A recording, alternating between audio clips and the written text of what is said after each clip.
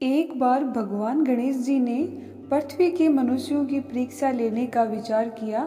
वे अपना रूप बदलकर पृथ्वी पर भ्रमण करने लगे। उन्होंने एक बालक का रूप बना लिया।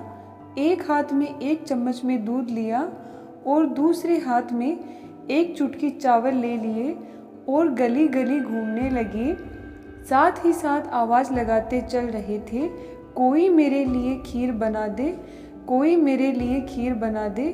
कोई भी उन पर ध्यान नहीं दे रहा था, बल्कि लोग उन पर हंस रहे थे।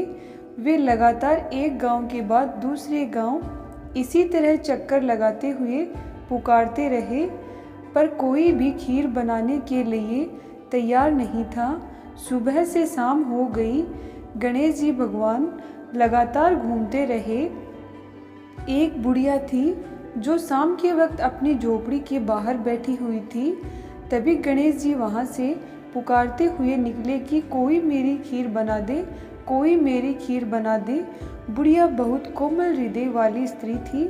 उसने कहा, बेटा मैं तेरी खीर बना देती हूँ। गणेश जी ने कहा, माई अपने घर में से दूध और चावल लेने के लिए बर्तन ले आओ। बुढ़िया एक कटोरी लेकर जब झोपड़ी से बाहर आई तो गणेश जी ने कहा, अपने घर का सबसे बड़ा बर्तन लेके आओ।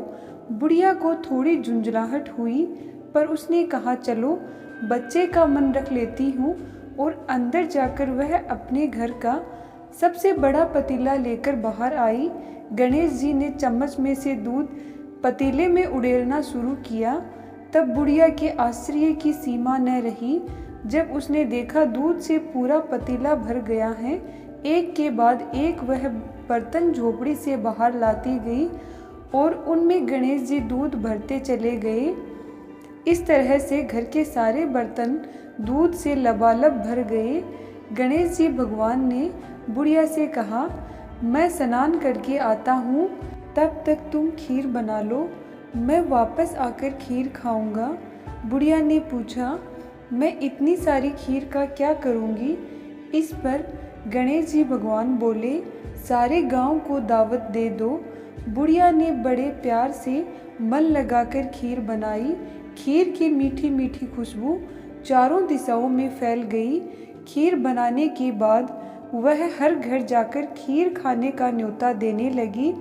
लोग उस पर हंस रहे थे।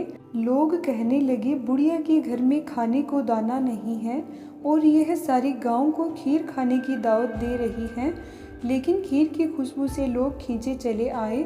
लो सारा गांव बुढ़िया के घर में इकट्ठा हो गया। जब बुढ़िया की बहू को दावत की बात मालूम हुई, तब वह सबसे पहले वहां पहुंच गई। उसने खीर से भरे पतीलों को जब देखा तो उसके मुंह में पानी आ गया। उसे बड़ी जोर से भूख लगी हुई थी। उसने एक कटोरी में खीर निकाली और दरवाजे के पीछे बैठकर खाने की तैयारी करने लगी। इसी बीच एक छींटा गिर गया और गणपति जी को भोग लग गया और वे प्रसन्न हो गए। अब पूरे गांव को खाने की दावत देकर बुढ़िया वापस अपने घर आई तो उसने देखा कि बालक वापस आ गया था। बुढ़िया ने कहा, बेटा खीर तैयार है, भोग लगा लो। गणपति जी बोले, माँ भोग तो लग चुका है, मेरा पेट पूरी तरह से भर गया है, मैं तृप्त हूँ, अब तू खा, अपने परिवार और गांव वालों को खिला। बुढ़िया ने कहा, ये तो बहुत ज़्यादा है, सबका पेट भर जाएगा, इसके बाद भी बच जाएगी, उस बची खीर का मैं क्या करूँगी? इस पर गणेश जी बोले, उस बची खीर को रात को अपने घर के चारों कोनों में रख देना। और बुढ़िया ने ऐसा ही किया। जब सारा गांव जी भरकर खा चुका था, तब भी ढेर सारी खीर बच गई थी। उसने उसके पात्रों को अपने घर के चारों तरफ रख दिया। सुबह उठकर उसने देखा कि पतीलों में खीर के स्थान पर हीरे, जवाहरात और मोती भर गए हैं। वह बहुत खुश हुई। उसकी सारी गरीबी दूर हो गई और वह आराम से रहने लगी।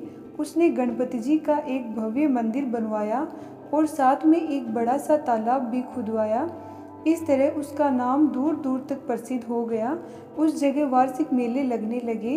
लोग गणेश जी की कृपा प्राप्त करने के लिए उस स्थान पर पूजा करने लगे और मनोकामनाएं मांगने के लिए आने लगे। गणेश जी सबकी मनोकामनाएं पूरी करने लगे।